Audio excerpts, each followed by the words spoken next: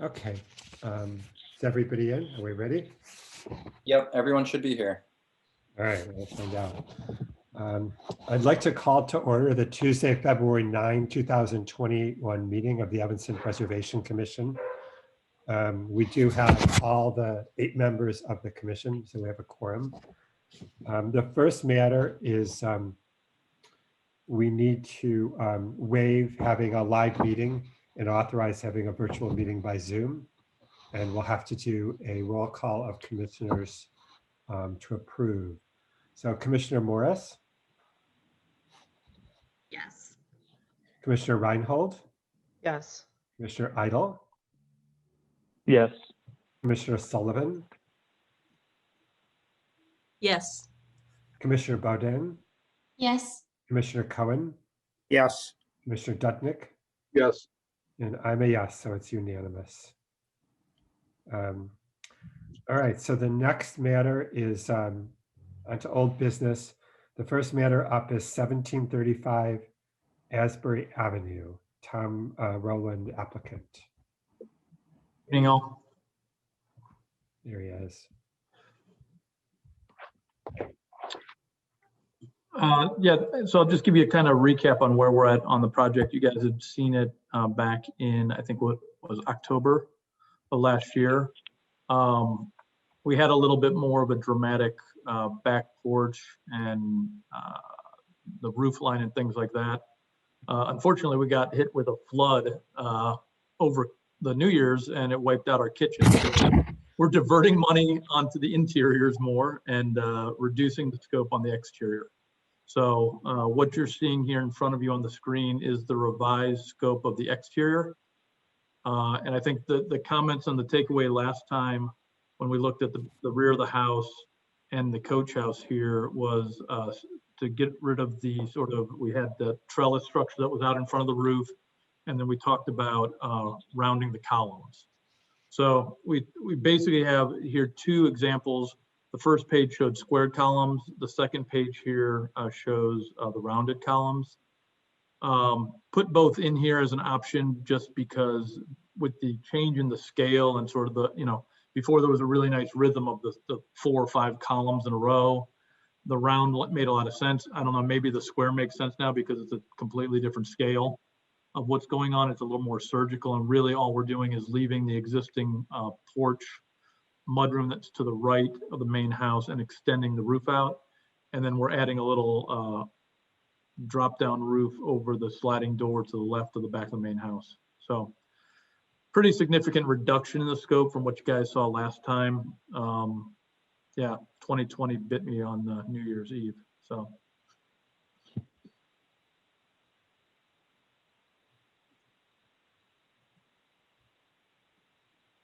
Everything else basically stayed the same. Yeah, you can start to see in the back of the house elevation on the bottom here. Again, we still had the slider that was to the left. We still had the door coming out on the right. It's just, and the 3 windows in the middle. We've just reduced the amount of roof line. And again, still looking at a standing seam roof to tie it into the front of the house. And then, looking at a sort of a trellis element connecting the 2 roofs. And then the coach house basically stayed the same other than we changed the columns, right now. Oh, I'm sorry. The other thing, the comment was the garage doors. So we went back and edited the garage doors to be a little bit more with the language and the feedback based on the last meeting we had.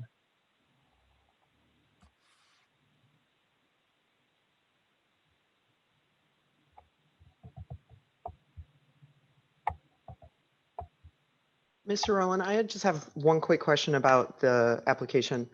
You show fiberglass windows for the addition on the rear, the modifications on the rear, and then in the coach house. You state that you're replacing the wood windows. Are those original wood windows to the best of your knowledge? I would say 2 of the 7 I think we're replacing might be. There's some that are not. They were actually like that little mudroom addition is not probably true to the original structure of the house. And those are not original. But the 2 on the direct back of the house probably were original. Did you consider using a material that included some form of wood, so something like an aluminum clad as opposed to the fiberglass? We could, it could be, yeah, I think we'd probably, and I guess maybe that fiberglass wasn't the right word to have on the drawings. I think what we'd want to do is probably do something wood clad. We want to maintain the wood look on the interior and the exterior match the existing windows. So it probably would be more of a wood clad, aluminum clad window. Okay, I- so that wasn't something that you finalized. It was just something that was kind of Yeah, it's still in process of decision. Yeah, I think Okay.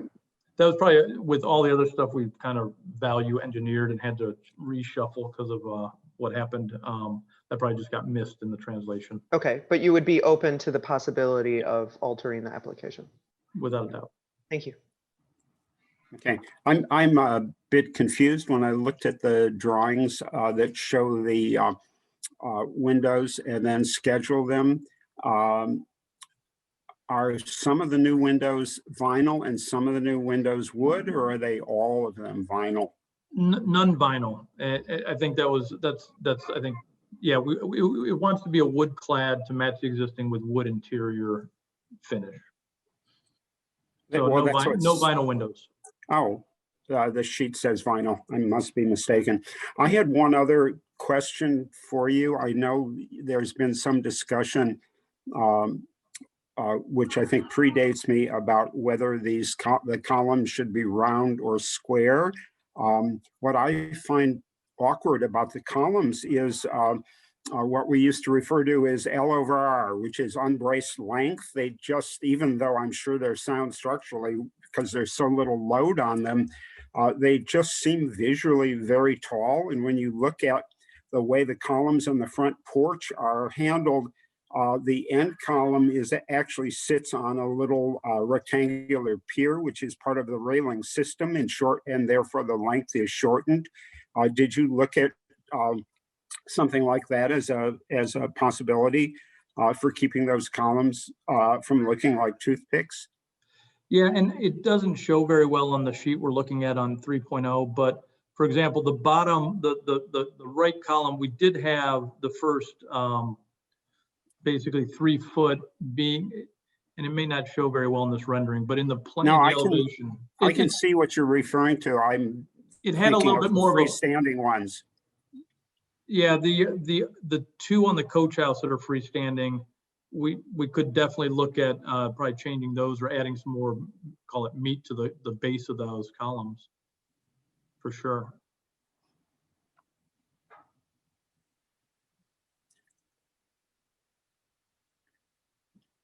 Yeah, if those guys would have a little bit more of a pad to land on, a little more stronger base. Yeah, I mean, those are my only comments. Otherwise, I find the design skillful and, in sympathy with the existing structures. Are there any other comments or questions from the commission? No, we'll come back in a second if anybody has any last thoughts. Was there any public comment on this matter? No. Any final discussion or questions by the commission before we go to a vote?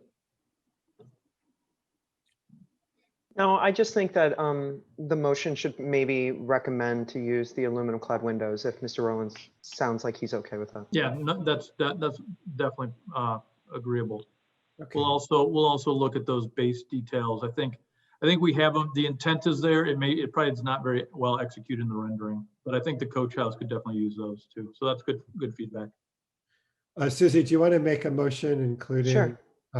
modification at least for the windows? Yeah, I move to issue a certificate of appropriateness to 1735 Asbury Avenue, case number 20, is it 20 Pres 0293.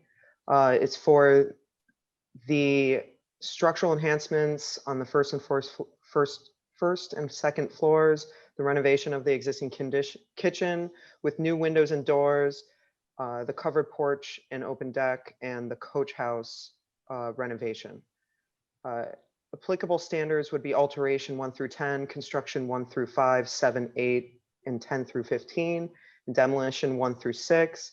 And we asked the applicant use the aluminum clad wood windows for the window replacements, as well as take into consideration of the base details at the columns. Okay. Second, Second, Commissioner Dudnick, second. Okay, we'll do a roll call vote. Commissioner Morris,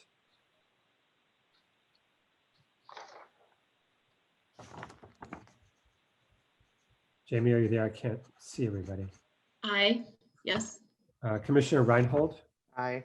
Commissioner Idle, aye. Commissioner Sullivan, Aye. Commissioner Bodan, Aye. Commissioner Cohen, Aye. Commissioner Dudnick, Aye. and I'm an aye, so it's unanimously in favor. So thank you very much. Thank you all. Thank Have a you. good night and stay safe. All right, the next matter up, I don't know, is there anyone here on 2009 Dodge Avenue? No. So, Kate, you've been unable to get a hold of the applicant? Yeah, it's just the same situation. I can't get a hold of the owner or the contractor. Okay, and I think it's been about 4 months or so, maybe back to October. At least 3, yeah. So I think we should dismiss this one. I mean, I think they've missed 3 consecutive meetings, and if they decide they want to do the work, they could always come back. Kate, I had a question for you. Can you hear me? Yep. Looking at the application, I mean, Juan seems to be the contractor. Mhm. All of the phone numbers that you had, and there was a different owner, and that seemed to have the same phone number anyway. So have we been trying to get a hold of the contractor or who is apparently the applicant or the owner? I tried both. Because there was no different phone number for an owner. Yeah, there was information on the property owner and some correspondence that Carlos had.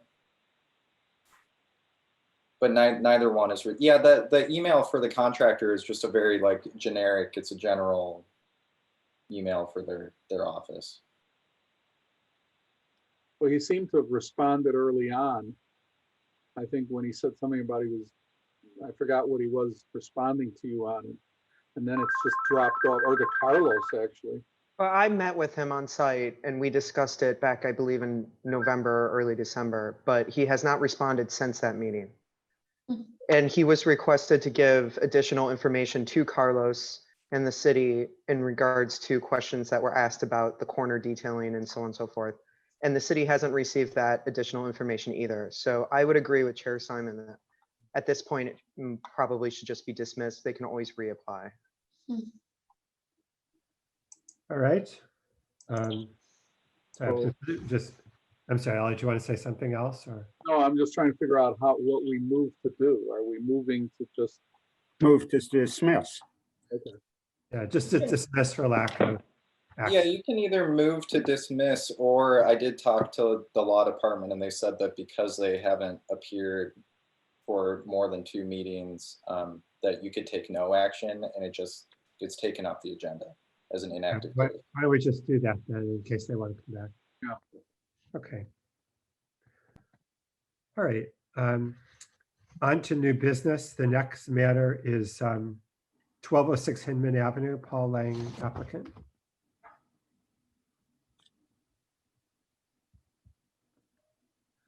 Yep. Hello, everybody. So I know I've presented to you a couple times before. So I will try to focus on the changes in this design since we last saw each other in January. So I would say the biggest changes from the previous design is a flat roof structure, which is now being proposed over the north and east elevation, which is pretty much the front and side facade.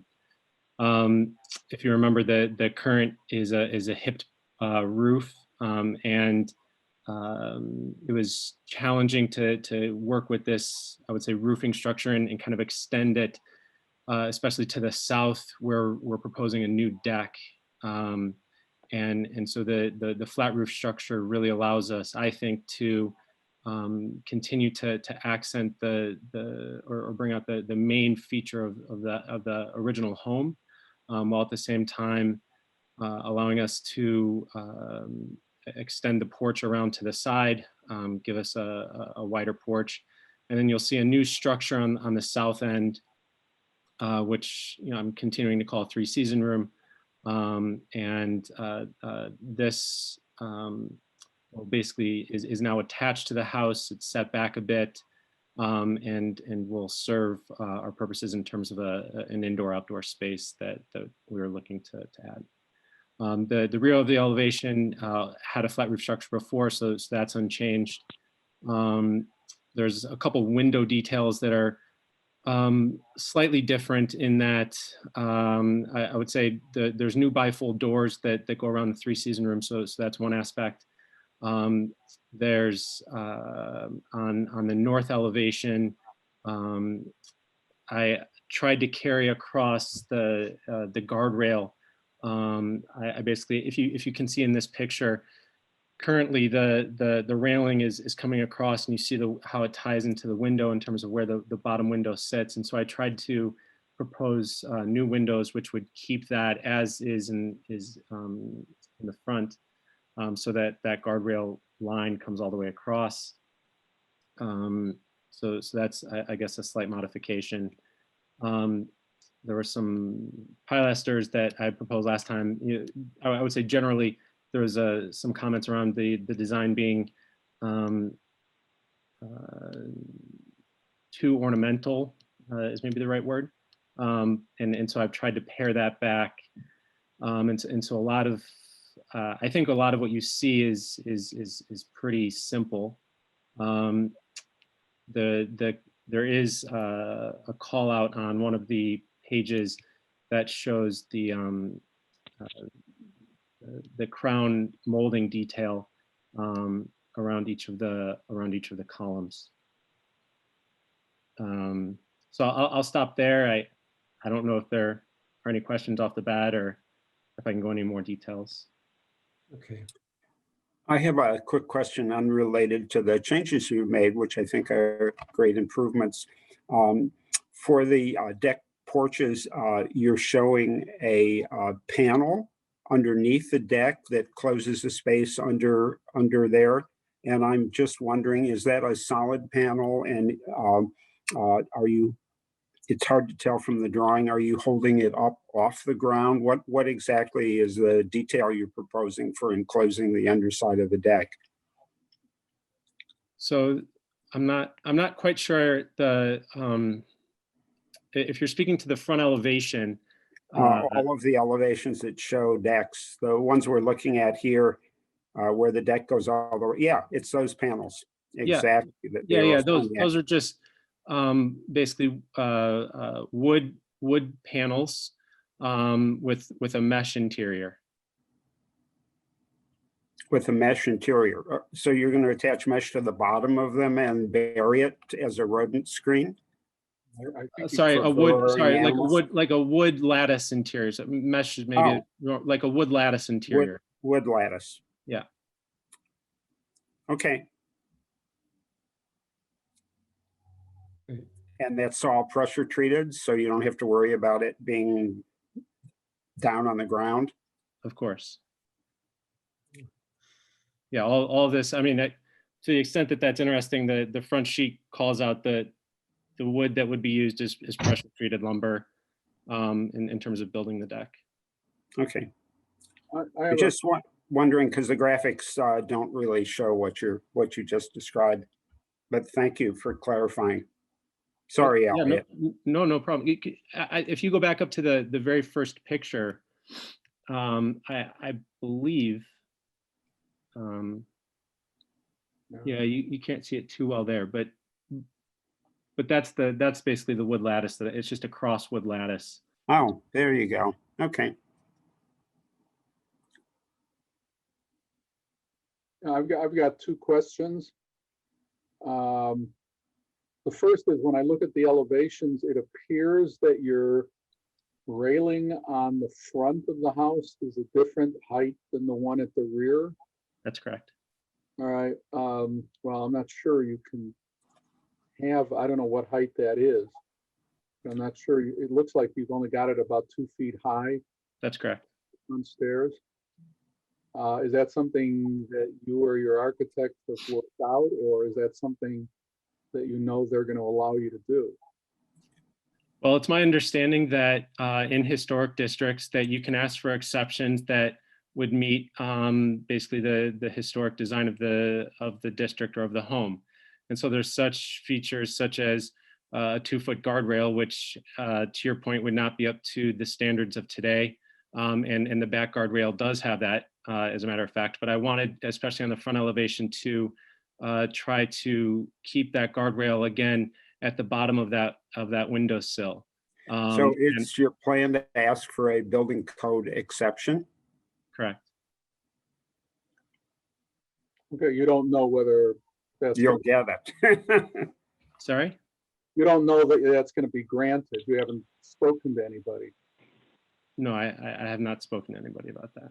And the other is I something. mean, I needed to understand if I could, if it's not something you're going to approve, then, you know, I wasn't sure I should raise it yet. Well, I think we've run into this before. I mean, we've had other cases, but it seemed to me that in most instances that I can recall, people have in fact proposed the taller railing. Maybe somebody in the commission can recall some others. I think that it's, you know, a long-standing debate between historic standards and building code. I think that we probably would all, you know, it's historically appropriate as you have it drawn. I don't know that they'll give you the, you know, they'll approve it for you from a building code perspective. I believe it has to do with distance from ground to the top of the railing, and, you know, and as to whether or not they'll give you the. Yeah, you're not required if the distance to the ground is under 18 inches, I believe. The question I would have is there a existing 24-inch railing whose height you're matching? And if that's not the case, and I don't have the ability to scroll through the existing drawings that are up on the screen, but if that's not the case, I would have no objection to a picket railing with the same detailing that you're showing that would meet the code. Is there in fact a 2-foot railing that pre-exists on the house that you're matching? Oh, There is not. Oh, I mean, that was the thing that I just brought up, that, I mean, in this case, we don't have, he's not matching an existing railing, Stuart. I mean, because if you look at the elevation right there, the east elevation at the top, there was no railing.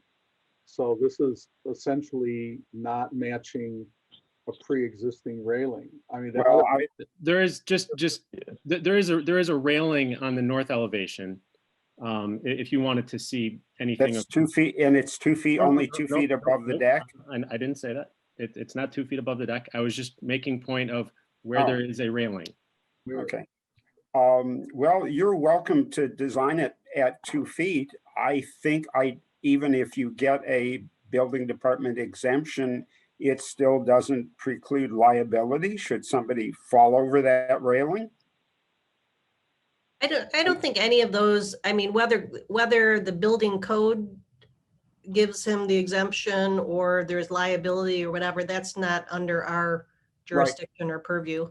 I think we can cut to the chase maybe and just say that from our perspective, since this is not a historic porch, it's a new feature that we're trying to make compatible. I don't think anyone on the commission would object to doing a 36-inch high railing that meets current code. So it's really up to the homeowner. If you want to try and get the variance, go for it.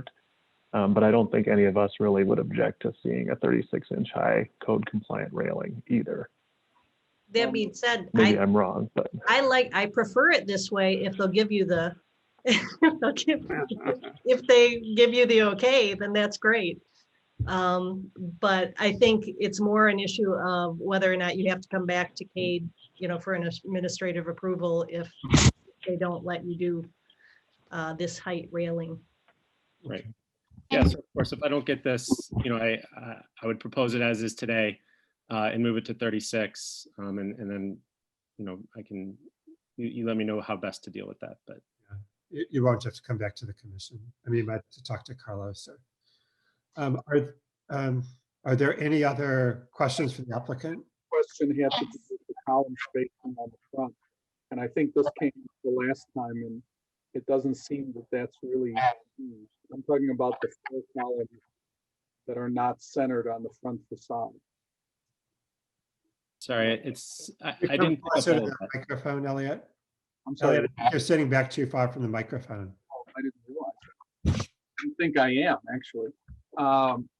I'm speaking of the columns, because I think last time, as I recall, there was discussion about the column spacing and the fact that those columns on the front facade don't align with either the front elevation of the main house and or the windows. And that still seems to be the case.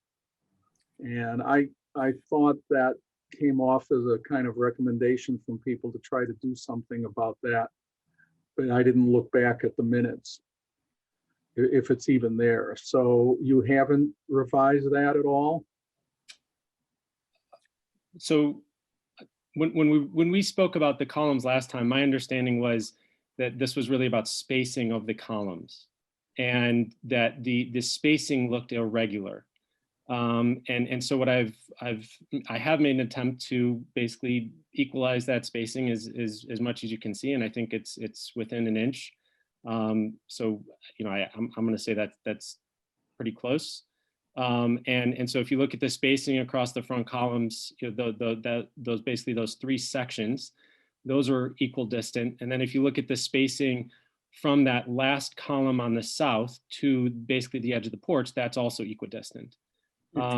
If you look at the portico on the I guess the north east elevation, that there was some spacing that was that we went back and forth on, and tried to basically move that over enough so that you could see the window detail or the window trim. And so it wasn't obstructing the facade, but at the same time, wasn't quite all the way connected on the north end. This was frankly a design preference, in that I thought it looked better rather than having a single line come all the way from the main house all the way to the portico.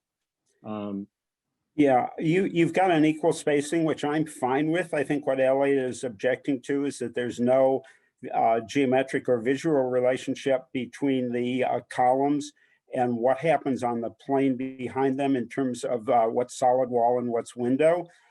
Frankly, that's, if you look at historic houses with front porches all throughout Evanston or anywhere, sometimes there is a geometric alignment, but more often than not, there isn't. The composition of the back plane is independent of the regular spacing of the columns, or the regular spacing of the columns allowing an odd bay for the stair that ascends to the porch. So I don't know, Elliot, we can have it out about this at some later point, but I'm not disturbed by it. Stuart, I would rather have seen what you just said, which is the odd bay where the stairs are, and and equalizing or essentially creating a situation where, let's call it the 4 columns would be centered on the house, so that there would be that symmetry, and then have the asymmetry in the end bay as a completely distinct feature, which is the entry to the house. And I think what's causing the problem is that offset of those 2 columns that you see there on that east elevation, one being around the corner on the north side and one being on the east side. Where you see the 2 of them, and Yep. No, I understand what you're saying. And I probably would have preferred to see those columns centered on the house, and then make the stair, let's call it the stair bay, exactly what it is, a distinct separate bay. All right. Why don't we ask is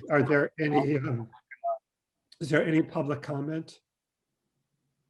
Excuse me, I have one more question just about the railings.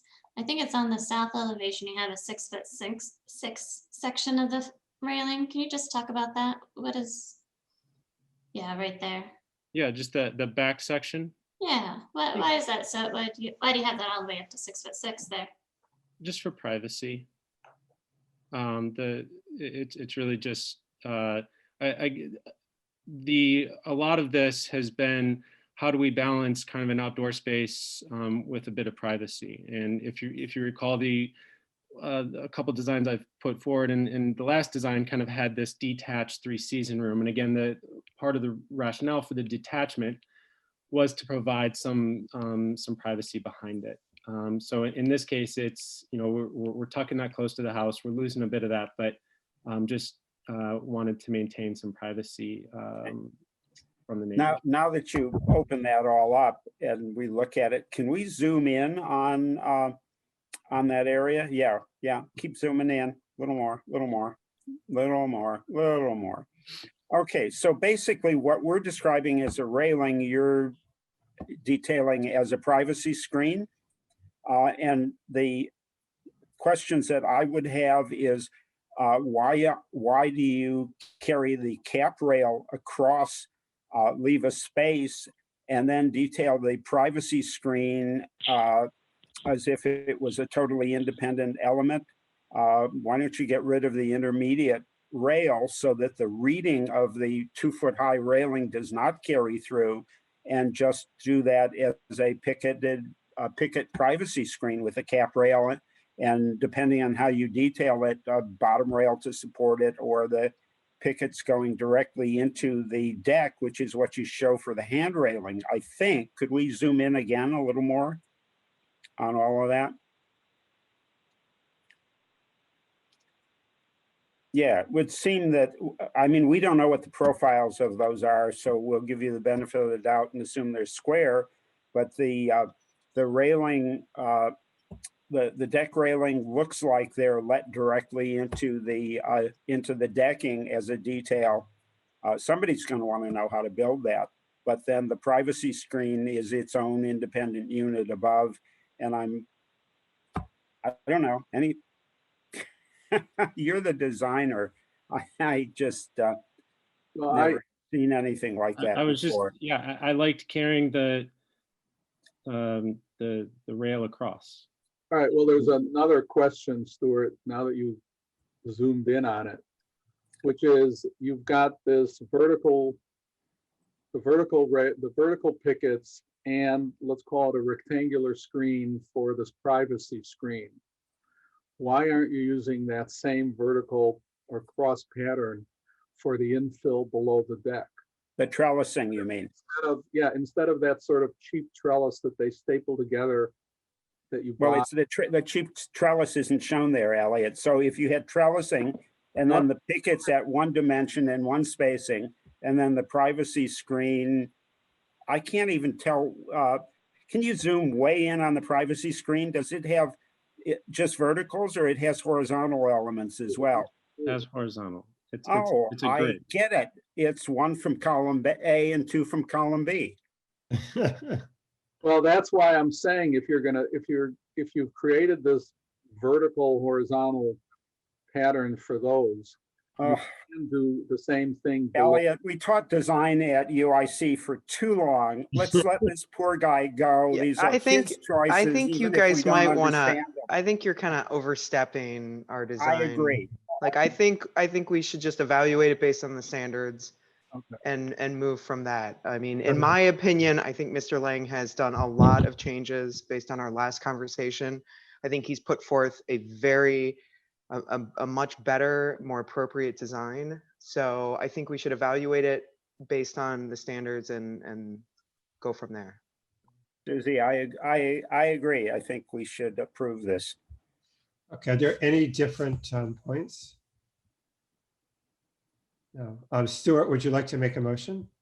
Oh, you know what? I'm gonna pass for a little while longer until I remember and can cite the review standards for review from, are they all alterations Somebody help me here. Now, this is an easy We one. can get somebody else to make the motion. Is it right in front of them? Would somebody else like to make the motion, please? Oh, my. I'll move. I'll Alright. move. Go ahead. Okay, go ahead, please. All right, let's see. For the property 1206 Hinman Avenue in the Lakeshore Historic District, case number 21 Pres 0012. I move to issue the certificate of appropriateness for demolition, alteration, and construction. Specifically, the applicant proposes to demolish the existing enclosed front and side porch on the east and south volumes of the residence, construct an open roofed front porch and covered stair portico on the east volume of the residence, construct an addition and open side porch on the south volume of the residence, and enlarge the open roofed porch at the rear volume of the residence. Additional alterations include window replacements and recladding the home in hardy board lap siding. Previous application for certificate of appropriateness was denied, and the applicant has since modified the proposal. Applicable standards include alteration 1 through 10, construction 1 through 8 and 10 through 15, and demolition 1 through 5. Second? I'll second. Okay. All right, roll call vote. Commissioner Morris,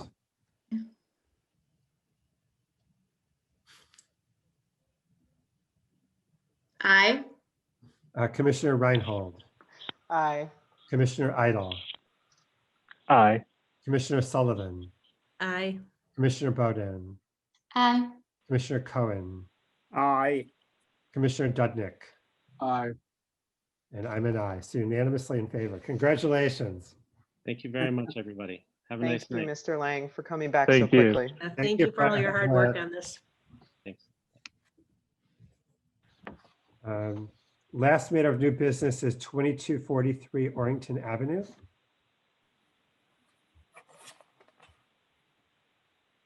There.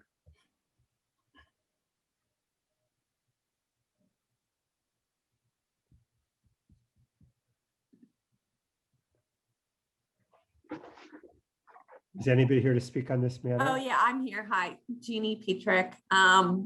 I'm just trying to figure out, is someone else moving the screens around or am I doing that?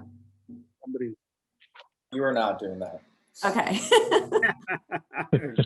Kate is doing it. Thank you. So this project is, there's an existing garage that's to be demolished. And we are hoping to replace it with a 2-car garage and a dwelling unit above, it's known as a coach house, for their in-laws. And kind of the goal was to keep the footprint as small as possible, but still maintain to get all the needs that they, are that want in the dwelling unit above, which also would include a lift. The existing house is around 1900, I believe. And yeah, so the front of the house has a very steep pitch, and we tried to look at that for the coach house to mimic that, but realizing with the zoning requirements and also if we had used that steep pitch, we would have lost some square footage on the inside. So to keep it more efficient, we changed the pitch of the roof and then maintained the zoning height on that. The materials that we used were all in reference to the existing residence. So the shingles, we're hoping to stain to match the roof line on the existing residence. The wood siding on the first level is similar to the existing garage. And we're using aluminum clad windows and solid wood stained doors.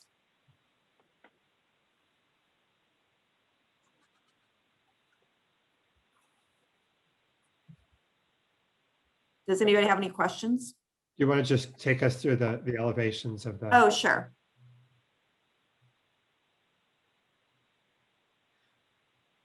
Okay.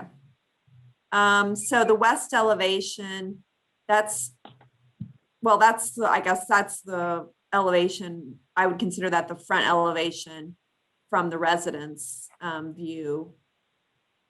And this is kind of driven. It was a little challenging to get a good balance of windows and door entryway because of what their needs were. They wanted this door to go into the garage, and this area is where the stair is. This is a kitchen above, so it needed a higher sill than the bedroom, what that needed. So my goal was kind of just to keep a little bit of a balance, even though it was slightly asymmetrical.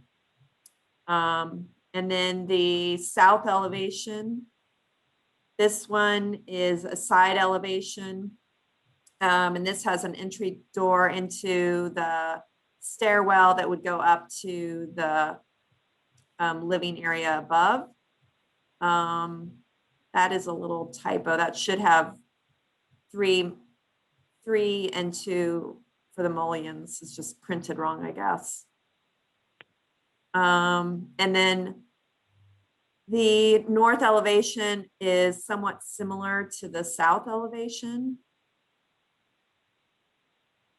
In profile, it has the, once again, the windows are somewhat just for use versus I did try to align these windows. This window would also be in the vaulted ceiling in the space. We're trying to keep it open. So that window on the north and south would go through the whole space in a vaulted space. And then this small window is for the bathroom, but the siding and the trim would continue around the perimeter.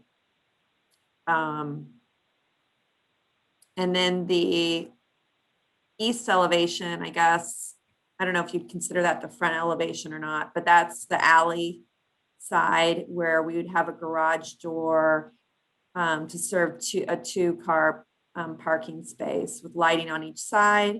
And then this window is actually centered on the roof line, and the width of the windows, or I'm sorry, the width of the building is centered within it.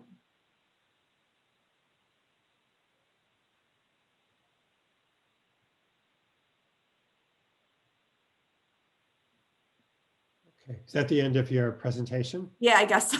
Sorry, it's not too exciting. All right, questions by the commission?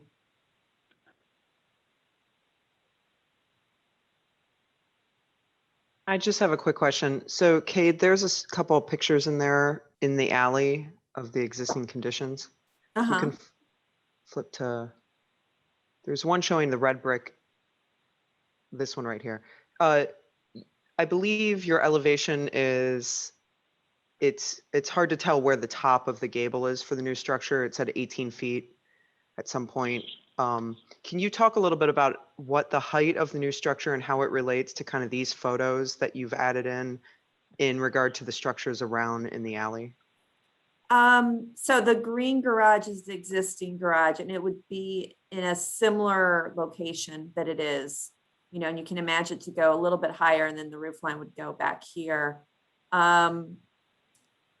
The roof slope is really kind of reflective more of all these secondary structures that are on this west side of the alley, and also is keeping in with the zoning requirements.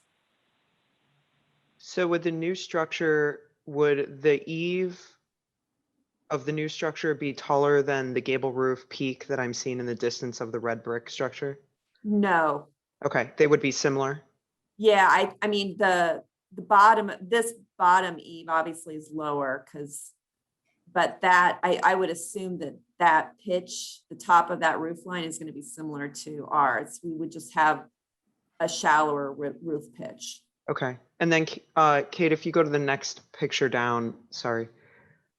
Obviously this, the structure to the left there, I think it's hard to see on your picture, but that one's much higher, right? That's obviously like a multi-story. Yeah, that's, I believe it's owned by Northwestern, but it's a residence that faces Noyes Street.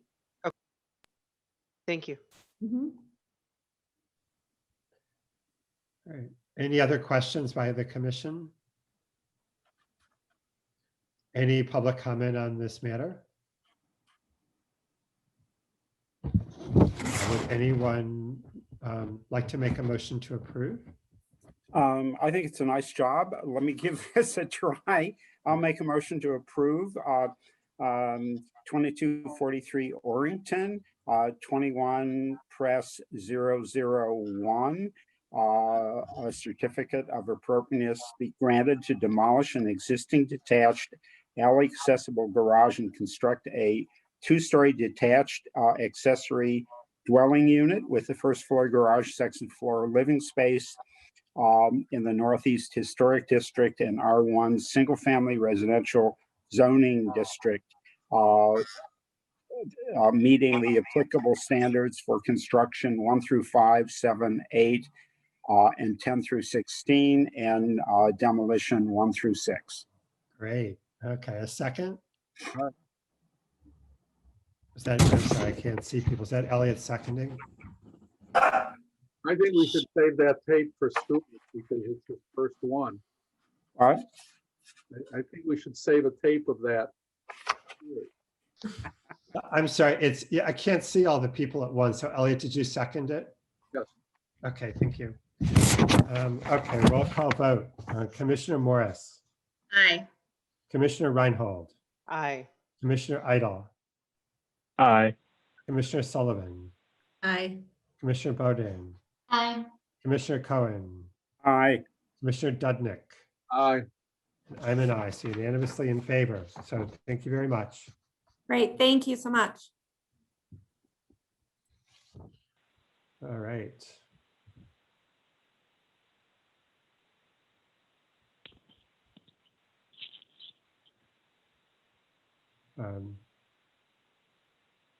Okay, so I guess we could move. Were there any comments received on the minutes? I sent 2 really minor ones to Cade just before the meeting. Yeah, I'll make those changes.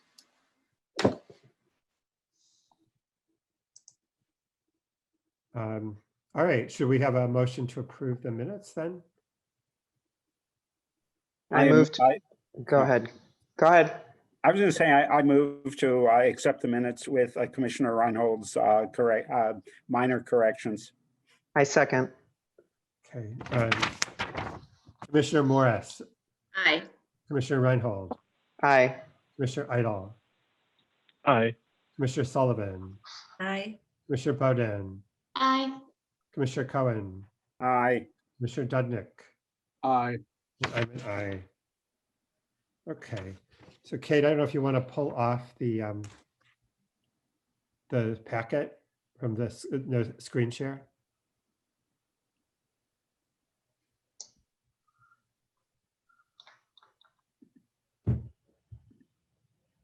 Okay, so who is Howard McHugh?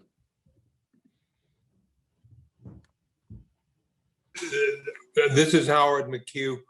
I'm the neighbor. My wife and I are the neighbors immediately to the north on Orrington. We simply wanted to watch the proceeding. Okay, thank you. Thank you for the opportunity to do so. Okay, thank you.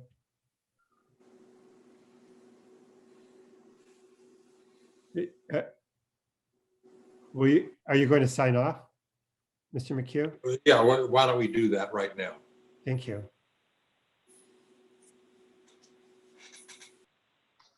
Okay.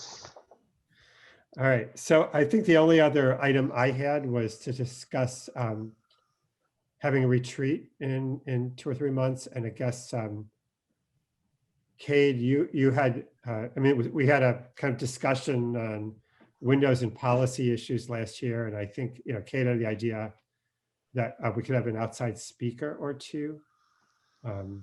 It actually would be easier to have a speaker on Zoom, really, since they wouldn't have to travel. We could have somebody from anywhere. I don't recall if you had specific ideas. On who the speaker would be? Yeah, I think you mentioned a name or two. I don't know if it's just very preliminary. I think it just depends what topics you're interested in. But I certainly worked with a lot of preservation architects and preservation planners that I'm sure would be willing to jump on a call. I'd be specifically interested in what their thoughts are on the alternative wood synthetic materials. So things like Fibrex, Mhm. and then extending that to maybe fiberglass. Obviously, architects lean towards that for the thermal properties and the energy. And if Evanston is gonna, if we really want to do the sustainable blend with preservation, how do we do that similar to the solar panels? How do we do that with windows while maintaining historic?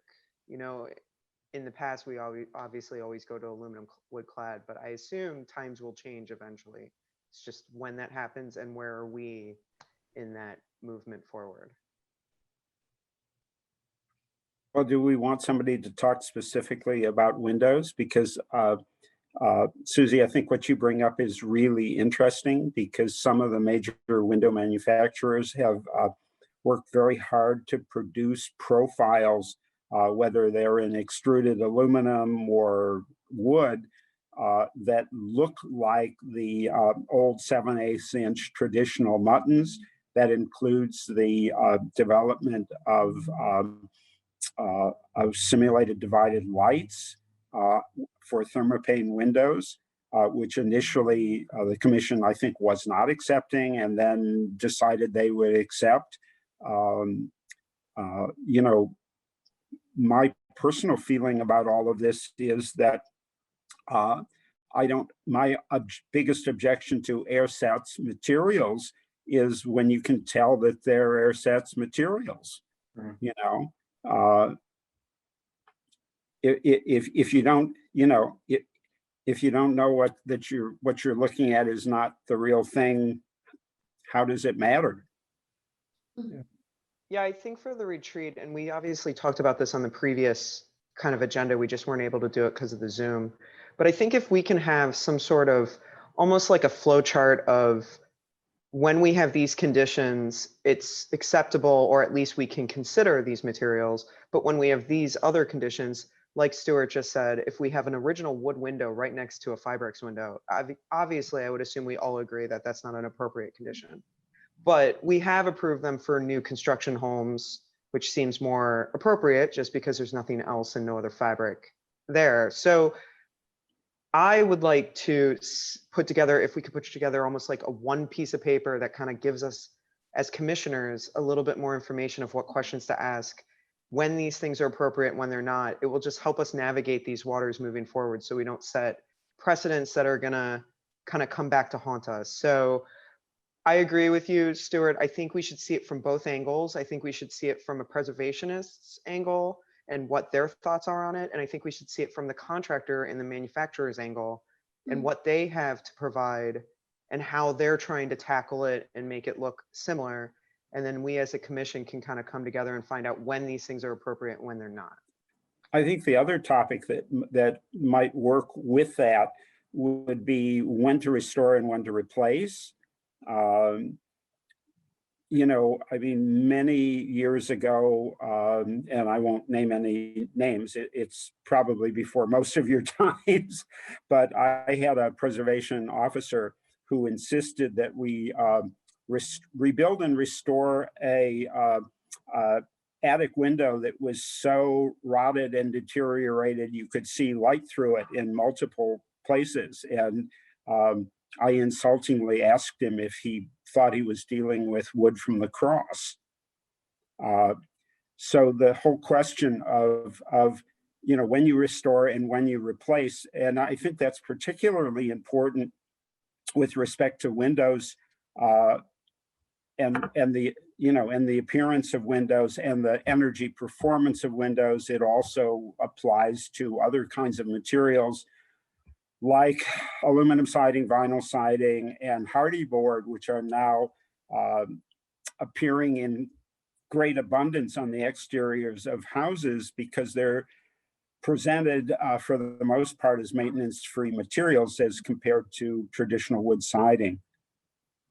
It'd be great if we could find somebody with expertise. I think we talked about this on our own last year, and when we did so, I know I did some research on what was out there, and like the National Park Service site and others really still go with the kind of traditional approach we've already applied. And I found a bunch of articles, all of which, pretty much rejected, like Renewal by Anderson product. And so it would be great to find someone who's more on the cutting edge of this and could bring some outside experience. There was, I don't know if you noticed, in the national press last week, there was an article on the Astoria, Oregon Preservation Commission was sued for rejecting a Fibrex window product. Really? So it's a nationwide issue, and I don't think the traditional wisdom of National Park Service or other traditional sources has changed at all. Did you clip that article? Can you distribute it or find it online and distribute it? I think I have it. Great. I mean, we're going to get more pressure from the contractors and the manufacturer, and I think we need to have a very well thought out roadmap of how we do it and when we do it. And because I think all of us have been in that position where we're like, well, this one might be okay, this one might not. And I think we just need to kind of come to some sort of unanimous consistency of how we handle it. I think part of the problem is we've never had it documented, as to why the aluminum was acceptable as opposed to the wood. I mean, generally it's been try to save the wood and then show us that the costs are so exorbitant to restore. Stuart's example is probably too extreme, Stuart. Most people would have come in and said it's going to cost us X amount of money to redo that window, and here's what it's going to cost us to have a new one. Yeah. But I think that for some reason, aluminum got accepted a long time ago, and not even aluminum clad, but I have no idea that precedes my time on the commission. And so I have no idea why. I mean, maybe Carlos would have known, but I've never seen it documented as to when aluminum became acceptable. And then it's always been that somehow vinyl was bad, and that made vinyl clad bad, but not aluminum clad bad. I think that one of the objections to vinyl is because of its material properties is that you needed a much bulkier, beefier cross section to hold a piece of thermopane in place than you did with the other materials windows were being manufactured out of. Well, but that's so true of wood, Stuart. If you take a wood window, a single glazed historic wood window, and as soon as you double glaze it, you can't. The 7/8 inch mutton won't take the wind load. Well, as soon as you get into, as soon as we say wood is acceptable, but we make them double glazed, and we're not going to reject the double glazed, we're already veering from, let's call it the historic. Yeah. But I mean, I think they're interesting issues for a lot of these things. Everybody's starting to look like they're bored and going to sleep. So maybe we should wrap this up. But in 40 years, we did one project with aluminum siding where the owner absolutely insisted, and I said, okay, I will do aluminum siding, but I will not use any of the aluminum softening or trim pieces because they are just ugly and inappropriate. So what we did for this woman was to side her house in aluminum, but to do all of the moldings and window surrounds and corner boards. Corner boards you can get are okay in hardy board, but nobody makes profiled pieces like you would have found on a historic house. And that's one of the dilemmas with vinyl and with aluminum siding, as opposed to the siding itself. I think the real question is, do you accept, even if we accepted vinyl, do you want vinyl stamp to look like it's got wood grain, which you won't even find on a decent wood? No, never. All right, well, to try to move this on, I guess the question is, how do we try to find speakers that could come? Because I think we did talk about this on our own, kind of exhaust our own resources last year. I think one of the problems that I found is that there are a lot of speakers, but they tend to be the expertise tends to be industry representatives. So you could certainly get somebody from the James Hardie company to come and talk, but they would be telling you basically about how wonderful their product was. Yeah, I So think I that think we've the- actually had those people, I mean, for the renewal by Anderson, we've had their, local sales rep and stuff talk to us. I think what we're talking about is preservationists who can speak to how preservation commissions are struggling with these issues, statewide or whatever. So And with the discussion surrounding the windows, and I'd also like to hear different options, like installing wood storm windows that were historically appropriate if you're trying to save some existing wood windows, and that's an option. Like how we talk about beefing up our website and having different options and, what to do and when, like when someone buys into a new old house, things like that to look for, and just other options that we can offer. I mean, I remember one of the cases early on, maybe over a year ago, and the woman wanted to replace her windows because it was too costly to remove all the lead. They were lead painted windows, and we denied it. And I just wanted to mention to her like all these options, and it just wasn't the opportunity to.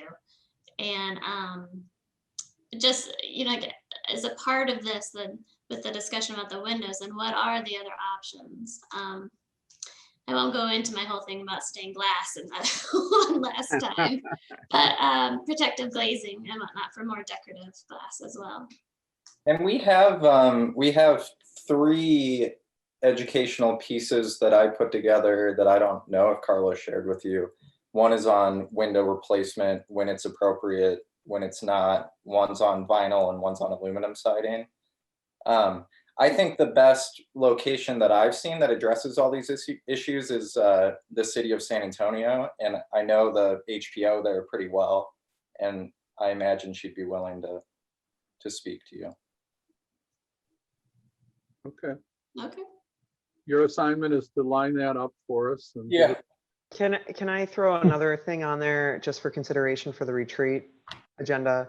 I think we might want to get in front of these ADU proposals. There's going to be a lot of those coming in, and I think all of us, the height standard is going to start to kind of keep coming around, and I have a feeling it might there'd be a lot of public comment and possibility for those. So I think if we can do a retreat to also get in front of that and find out how we want to go about to evaluate those. Obviously we use the standards, but everything's going to go a little bit taller now that this has become an option. So we might want to just have a very quick chat as a commission on how that's going to affect our applications moving forward. And just real quick, do they do remind me, with the zoning issues that sometimes we've seen with the ADUs, that comes after our recommendation, is that right? It comes before, so they're required to get zoning approval before they can sit in front of the commission. Okay. Well, the zoning ordinance was changed to allow ADUs. Correct, and the height didn't change. The height changed outside of historic districts, but within historic districts, it was always 28 feet. But now it's 28 feet everywhere, where it used to be 14 and a half or something, or 20, I think, so quite a bit lower. Like the setback from the property line and that kind of stuff, that's already been officially reviewed by the zoning before it even comes to us. Correct. Okay. Thought you're allowed, or did they change that? It used to be that you could be a little bit taller on that second floor if it was a historic building or if you had a landmark. They changed it, so now it's just uniform across the city, but it matches that old code section for historic properties. Yeah. And I think we're going to find some that meet the standards, but that get public, a little bit of negative public eyes. So I think we just need to make sure that we understand what the standards are so that we can evaluate them by the standards and not be swayed as much about people that just don't want. I like the original suggestion, which is very different from what we're talking about now. And I think what Kate has suggested in terms of speakers and what they might address, it sounds good to me. But the idea that ultimately we work towards writing or establishing guidelines for some of the situations that come before us frequently, like window replacement, choices of siding, and other kinds of exterior claddings and materials, and that in that way the commission actually has a position with respect to approving or disapproving things that are proposed to it. To what extent can we, because I know sometimes people come and, you know, it might be kind of a gray area in terms of whether by the standards we can approve it, but in terms of our knowledge and the choice that they're making and the longevity or the energy efficiency or whatever, it's, you know, it's not a great choice. And I know we can't chime in technically on that, but we do, when we're making these types of guidelines, can we give some information on the pros and cons of using different materials and things like that? And maybe those would, and, you know, maybe with a thought to, you know, energy efficiency, you know, as you know, for all of our energy efficiency goals in the city and sustainability and whatever that, you know, a nod to everything that the city is trying to do and showing how we're making these suggestions and recommendations. Not only are they appropriate from a historic perspective, but they're also helping the city maintain their, you know, reach their goals, other goals of the city, whether it be ADUs or energy efficiency or whatever. I don't know if all that made any sense, but, you know, not only just looking at the historic preservation goals, but also showing how we're team players with all the other goals in that the city of Evanston is trying to reach. I think we can talk about that too at the subcommittee meeting that we're going to have later this month for the community development, on how do we kind of bring it all around full circle and how we're a team player with the city of Evanston. We can help maybe educate the residents of Evanston with recommendations that help them historically with their properties, but also play into these other avenues. Okay, do you want to circulate? I think you just sent me the memo on replacement of and restoration of wood windows, because I think that was exactly along the lines of what everybody's asking about why that's a good thing and why it's the first choice and why it's more sustainable ultimately to do it. I mean, unfortunately, that's generally not the issue that comes before us. It's generally people wanting to use Fibrex is the big one. But I think it's a good memo, and it will, you know, it's a good example of a kind of policy explanation and a,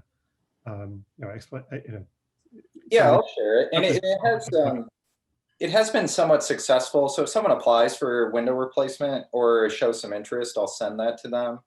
And we've had a handful of properties that we're going to replace that ended up restoring. One that was quite significant, about 40 windows that they restored instead of replaced. All right. So does anybody have any other contacts with like, you know, Illinois or you know, any other not-for-profits, just to kind of reach out and ask what type of speakers they might have available? I mean, I have people in Illinois that we could reach out to, but I really think we should go outside of the state and get a little bit more broader national, There's the opinion. National Center for Preservation Technology down in Natchitoches, down in Louisiana. I'm sure they have tons of. One of the things about getting people from other regions is, I think, preservation in San Antonio and some of the choices you would make in temperate or other kinds of climates are very different, particularly with the issue of heat loss and air infiltration on historic windows. I don't even know if that's a problem in parts of Texas. It's heat gain, Stuart. Well, heat gain, but I think we all kind of know. We all kind of know what Illinois has already kind of set up. Like, I think we're familiar with that, going through the process ourselves. So I think if we can branch out a little bit beyond our own state lines, I think that might help us, even if it's in a similar climate area. I don't know if it would be helpful, but at my previous job, I might be able to bring in my old boss. We went around the country basically writing design guidelines for preservation commissions. illustrated guidelines are really kind of the norm now, but maybe he could come in and speak to how to do that and what the value is. I mean, if we're doing a Zoom call, Kate, it should be easy enough to get someone to give us 15 minutes. I think the more perspectives we get, the more we can digest that information and then formulate our own conclusion on what we should do. And that's easier for them, I think, less of a time commitment if there's Yeah. more involved. But 2 years ago, we had a boot camp put on by the National Alliance of Preservation Commissions that I think Carlos had good contacts with. Yeah, maybe someone from there, when they give us those scenarios, that was helpful too, I think, for all of us. Yeah. Yeah, it'd be nice to see like some regional point of views, but then a national point of view as well. They have a lot of resources and articles, and this is the year, while everybody's doing things virtually, that it's just so easy to go elsewhere. It's no harder to go to Seattle, talk to somebody in Seattle than in Mundelein. All right, so if anybody else has any ideas, let's get into Cade, and maybe next meeting we can, maybe we'll have already reached out and gotten some preliminary feelers from speakers and try to sharpen it up, but Yeah. good chance to do it while we're all stuck inside. Yeah. Anything else to cover for the meeting? I'm just curious, as with all the snow around, has anyone been hearing about any roof cave-ins? I'm just kind of curious if that's going to be our next round of, Right, yeah, the next siding and roof. all the hailstorm repercussions from last year. Like my roofer mentioned that not locally, not in Evanston, but he's dealing with a ton of cave-in calls. Oh, yeah. Well, we're going to get pushed into the corner on a lot of issues. And sadly, it's just more expensive to own and maintain a landmark structure. And, I mean, what do you do when you've got people coming to you who want to pull out original stained glass windows and replace them with, kind of ersatz plastic saints? Sorry about that, but I mean, that was a travesty. And, you can't tell somebody that doesn't have the money that they should, go out and, start a GoFundMe page to raise $100,000 to restore their stained glass windows. They were spending as much for the new windows in the end. It wasn't about the stained glass windows as to why they were changing it, Stuart. All right. There were multiple issues there. The latter ones are harder to go into, Elliot. Yeah, we probably better not put the discussion on the record, public record. Would anybody like to move to adjourn? I move that we adjourn. Okay. I second. All in favor, just say aye. Aye. Any opposed? Aye. All right. So Okay, it's the bye, shortest Thank you. history. Thank you. See you next Good month. night. Good night, all. Thank you. night. Every time now.